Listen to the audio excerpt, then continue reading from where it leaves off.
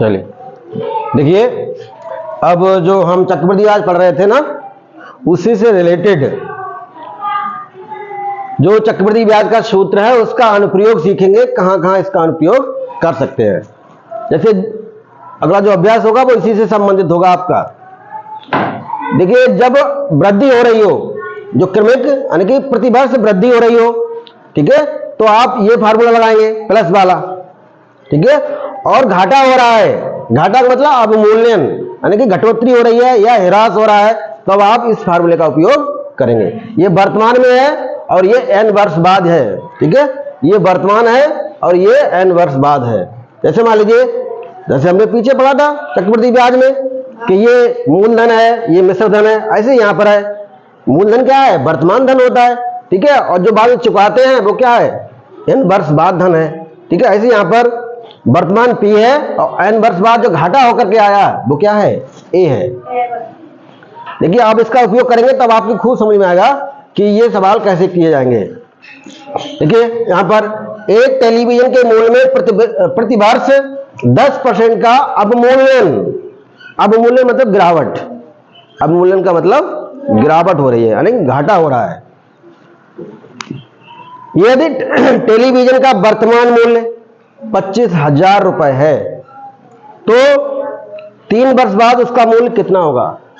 तो आप सोच के बताइए, 3 वर्ष बाद उसका मूल्य ज्यादा होगा या कम होगा? घाटा हो रहा है तो घाटा अवमूल्यन का मतलब घाटा हो रहा है। हर साल जब 1 साल बीत जा रहा है तो उसका 10% दाम गिर जा रहा है नीचे, तो जो नया कीमत आएगा, ठीक है, वो क्या होगा, कम हो जाएगा ना।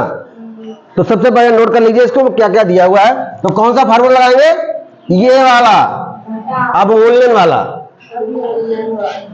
तो जब हल करेंगे इसको तो नोट कर लीजिए इसको क्या क्या दिया हुआ है कि P बराबर 25,000, P बराबर कितना है, 25,000 रुपए, और N बराबर कितना है, कितने वर्ष के लिए, 3, ठीक है।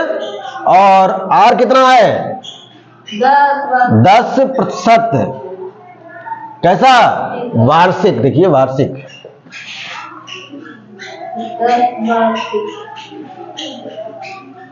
इतना समझ में आ गया? कोई प्रॉब्लम तो नहीं है अभी? बताओ। हमने देख लिया घाटा हो रहा है तो हमने समझ लिया कि हमें ये वाला फार्मूला लगाना है। अगर वृद्धि हो रही होती तो हम ये वाला फार्मूला लगाते, ठीक है। अब आपसे पूछ क्या रहा है, टेलीविजन का मूल्य कितना होगा 3 वर्ष बाद, तो आपको निकालना है A बराबर कितना होगा, ये तो निकालना है। लगा दीजिए फार्मूला कि A बराबर P, A बराबर P, तो ये हो गया 25,000 ब्रैकेट 1 माइनस दर, दर कितना है 10/100, और समय कितना है 3 वर्ष। कितना आसान है, ये कट गया, 10 एकम 10, 10 में से गया 9, तो 25,000 गुणा 9 बटे कितना आएगा 10। कितनी बार, 3 बार।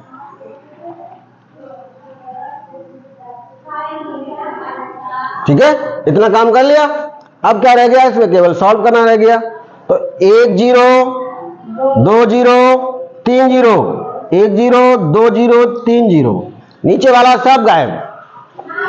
अब ऊपर वाली गुणा करनी है, 9 ने 81 नेमा 729, देखो 9 ने 81, 81 नेमा 9 एकम 9, 729, और 729 को किससे गुणा करना है, 25 से, ठीक है।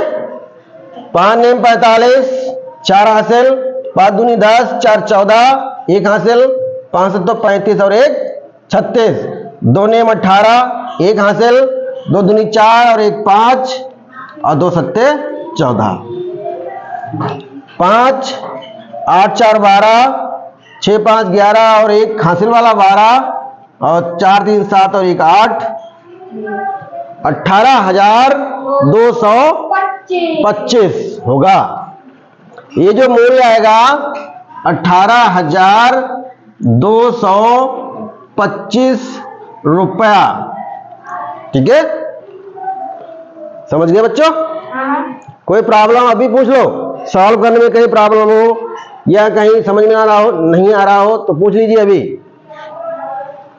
चलिए ठीक है।